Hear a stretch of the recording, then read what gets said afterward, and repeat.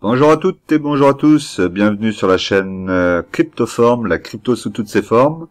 Donc nous sommes sur la playlist Jones Mining, devenu maintenant Meria, donc vous pouvez le voir ici. Alors on est toujours sur le même site, c'est toujours le même fonctionnalité avec les mêmes fonctions. Et donc ils ont juste changé le nom de Jones Mining, ils sont devenus Meria. Voilà, c'est toujours Asher, que tout le monde connaît, qui est à la tête de la société. Donc du coup, sur la première vidéo, on avait fait une partie, on avait fait l'inscription. Donc là, il me restait à compléter la vérification de l'identité. Donc on va faire ça ensemble.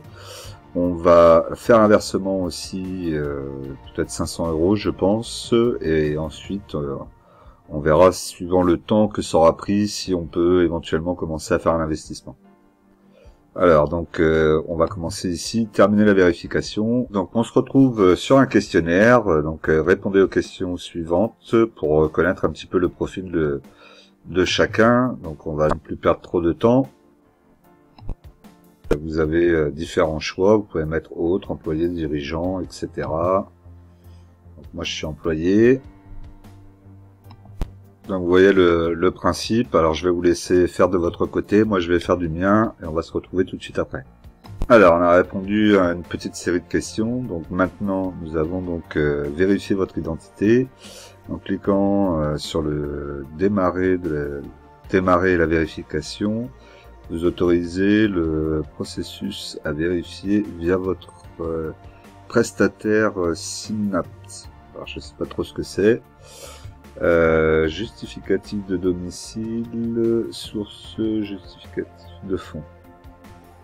Bon, on va voir ce que donc maintenant on nous demande de vérifier votre identité, ce qui est assez tout à fait classique. Alors poursuivre la vérification. Alors ensuite on va aller chercher donc votre pays de résidence. En tout cas vous avez vos documents. Donc nous ce sera la France.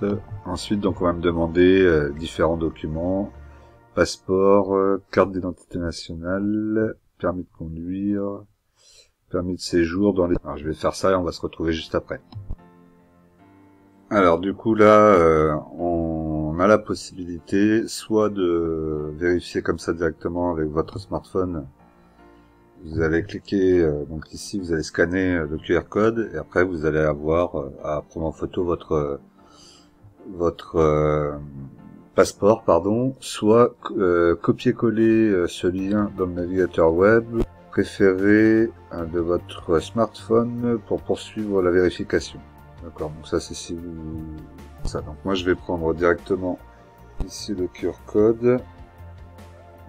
Alors du coup il vous demande une vérification, donc prenez en photo votre passeport ou le permis comme on l'a vu tout à l'heure, et ensuite il va libérer la vérification, en tout cas, donner suite. On continue sur le process.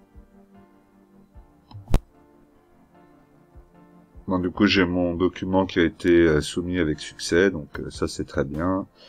Cela, donc, alors, donc maintenant on voit en attente de vérification pour les documents d'identité. Donc on va poursuivre et maintenant il va y avoir la preuve de résidence.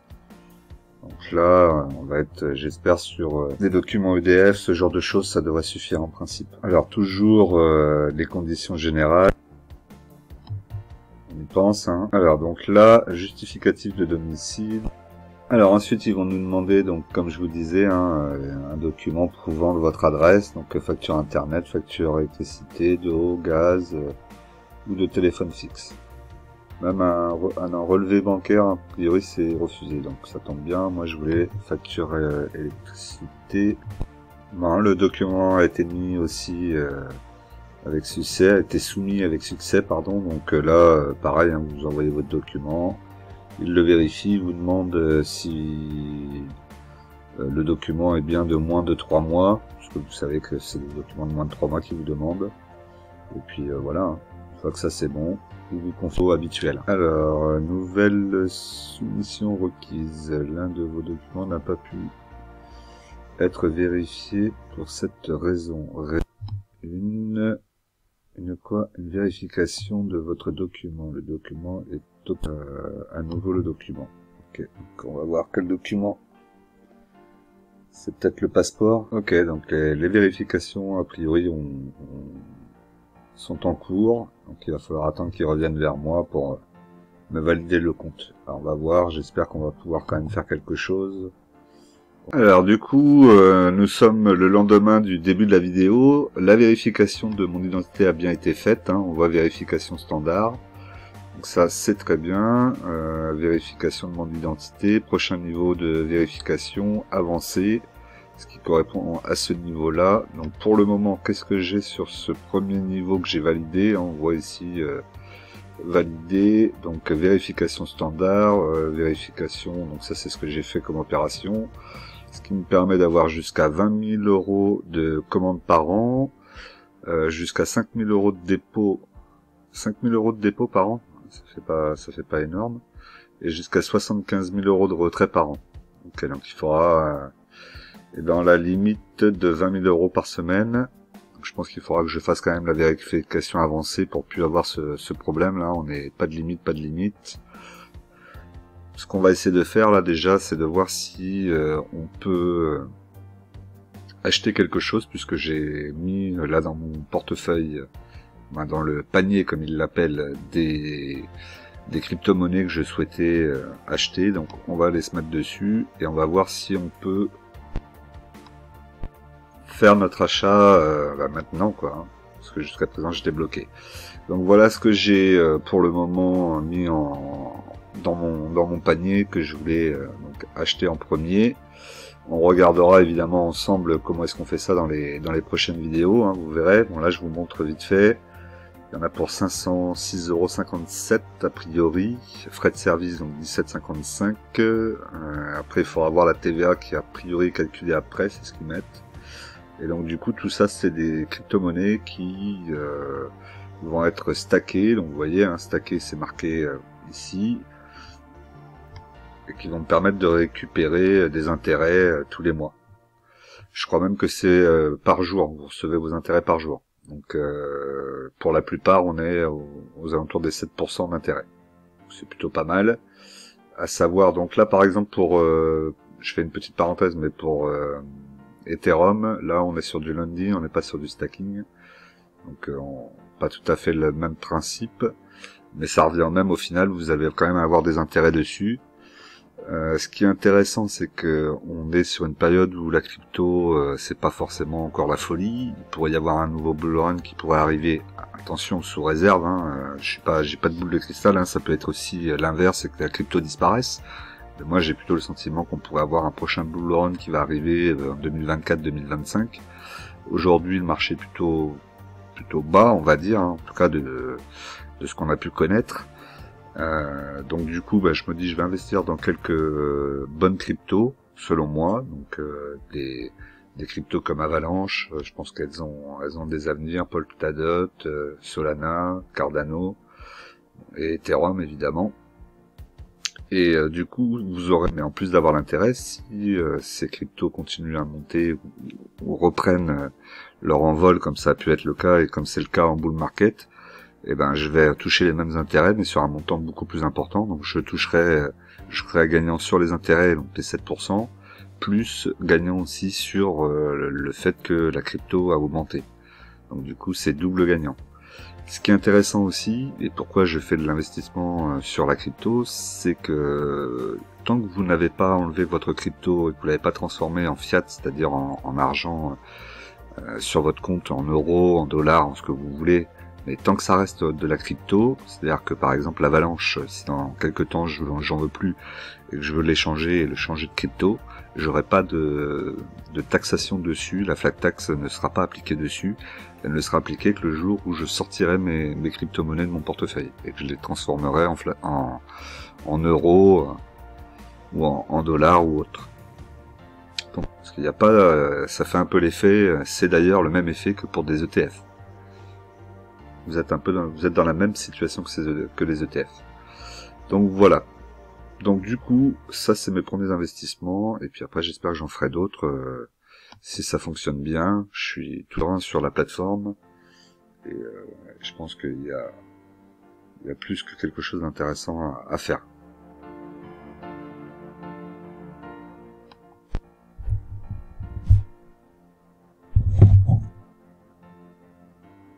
Donc on se retrouve là pour le récap de la commande que j'ai effectuée. Donc on a bien l'Ethereum, on a de l'Avalanche, on a du Polkadot, Solana et Cardano, et pour 506,39 €, donc ça devrait me coûter plus cher avec les frais.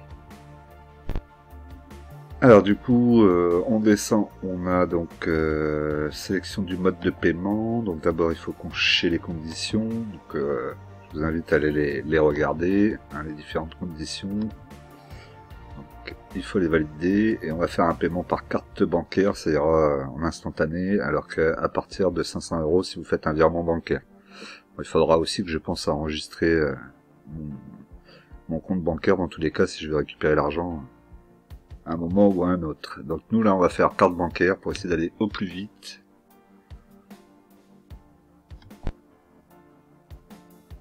Alors, sur le tableau de paiement, donc là je vais remplir mes informations et trouver après. Alors du coup la demande est en cours. On va voir brièvement. Ça y est, du coup les sous sont arrivés, vous voyez que ça va très très vite, hein.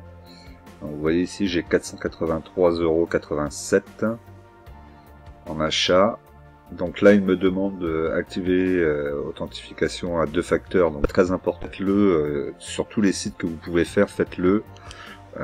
Quasiment de toute façon tous les sites de crypto devraient le proposer aussi, mais bon, c'est comme ça. Donc là on a du solde. Bon, évidemment, hein, là on peut rien voir puisqu'on vient juste de mettre. On a la répartition, donc ça c'est assez sympa, hein. Vous voyez la répartition sur le graphique au niveau des pourcentages, où est-ce que ça se situe.